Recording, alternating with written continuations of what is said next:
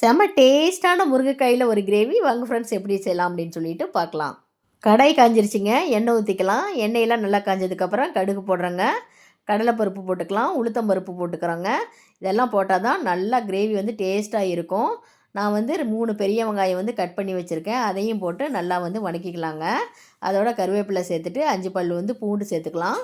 இப்போது இதெல்லாம் நல்லா வந்து வதங்கிறதுக்கு உப்பு சேர்த்துக்கலாங்க. இது ஒரு பக்கம் வந்து வதங்கிட்டு இருக்கட்டும். நம்ம வந்து அரைச்சி எடுத்துக்கலாம்.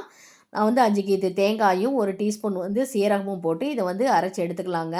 இப்போ பாருங்கள் வெங்காயம் நல்லா வந்து வதங்கிடுச்சு. இதோட வந்து நம்ம தூள் ஐட்டம்லாம் சேர்த்துக்கலாம். இதோட வந்து மஞ்சத்தூள் 1 டீஸ்பூன் சேர்த்துறேங்க. உங்கள் காரத்துக்கு ஏற்ப மிளகாத்தூள் சேர்த்துக்கோங்க. நான் வந்து குழம்பு மிளகாத்தூள் வந்து 2 டீஸ்பூன் வந்து சேர்த்துறேன்.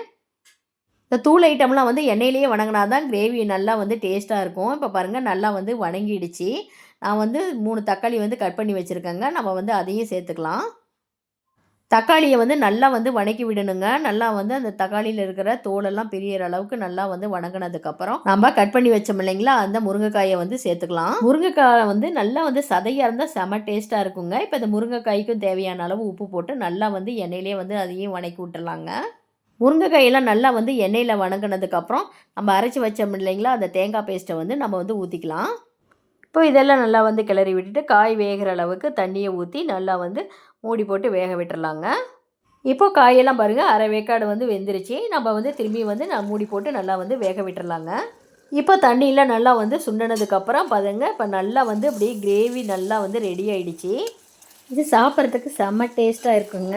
ஒரு தடவை செஞ்சிங்கன்னா திரும்பி அடிக்கடி செய்வீங்க. நீங்கள் கண்டிப்பாக செஞ்சு பாருங்கள் ஃப்ரெண்ட்ஸ். செஞ்சு பார்த்துட்டு எனக்கு எப்படி இருக்குன்னு கமெண்ட் செக்ஷனில் சொல்லுங்கள். எங்கள் சேனல் உங்களுக்கு பிடிச்சிருந்தால் லைக் பண்ணுங்கள், ஷேர் பண்ணுங்கள், சப்ஸ்கிரைப் பண்ணுங்கள். Thank you friends.